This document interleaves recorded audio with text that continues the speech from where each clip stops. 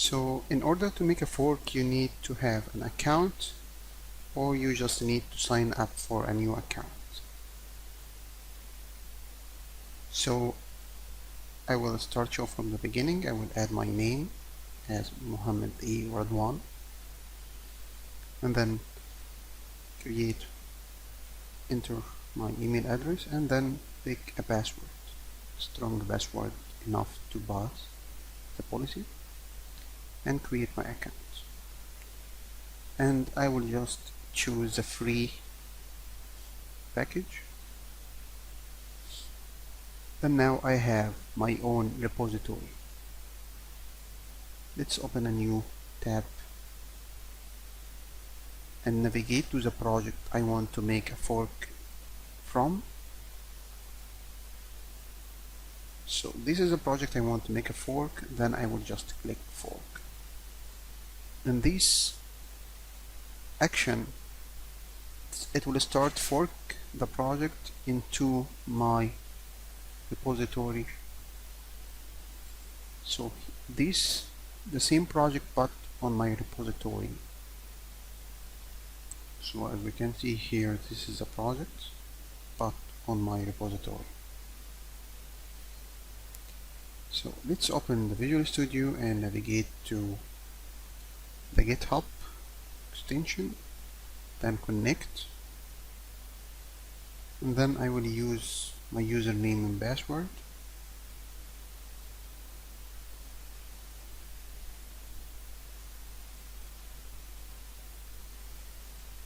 This will display, if I click on clone, it will display all my repositories, and as I add that, I will just use this.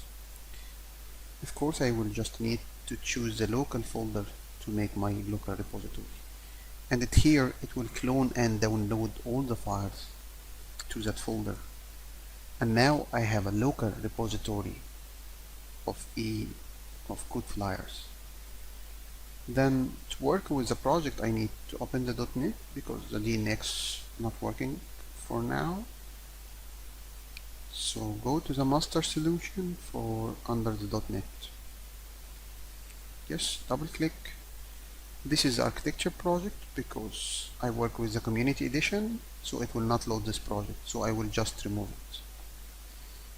I will try in the future to have a community solution, so you don't need to have to remove that. Also, I need to remove all not supported project like the coded UI because it is not supported also by the community edition. But of course, if you're working with Visual Studio Enterprise, you don't need to remove those projects, all of them.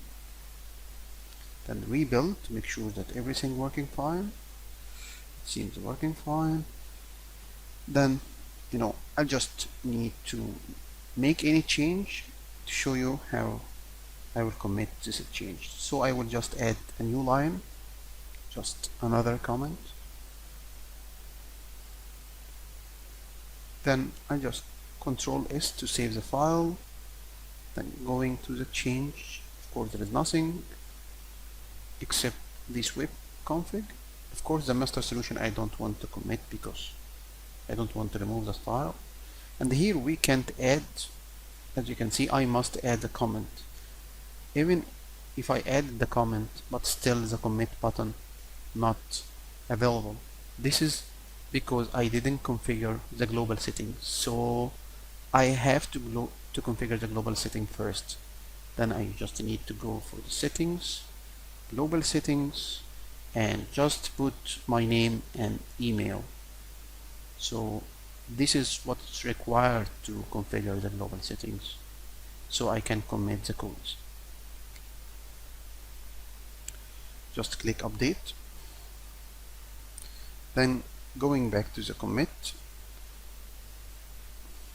you will see that the button will be available, so I can commit now.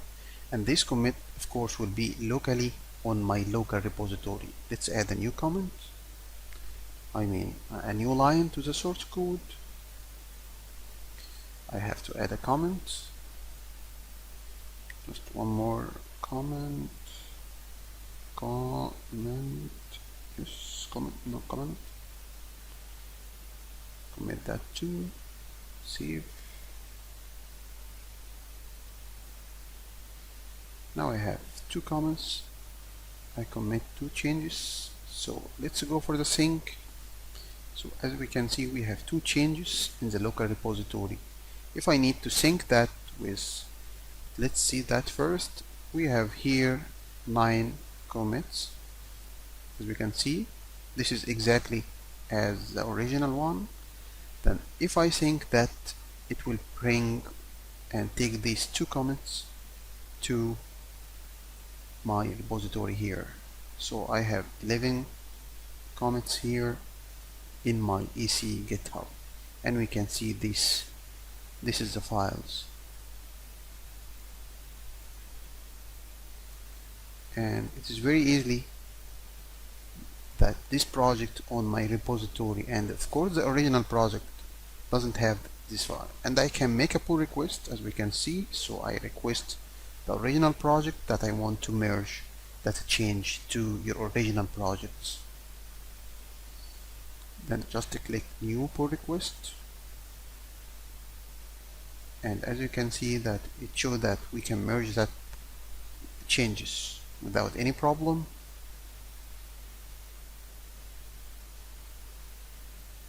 And then create the pull requests. Here we can see all the modifications, and I can click on any one to see what exactly modified.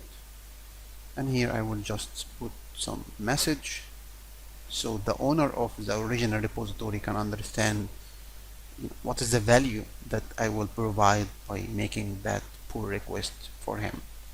Of course, I could elaborate more with more information about my change. This depends on the size of the change. Then now I already make the pull request, and the original owner can see that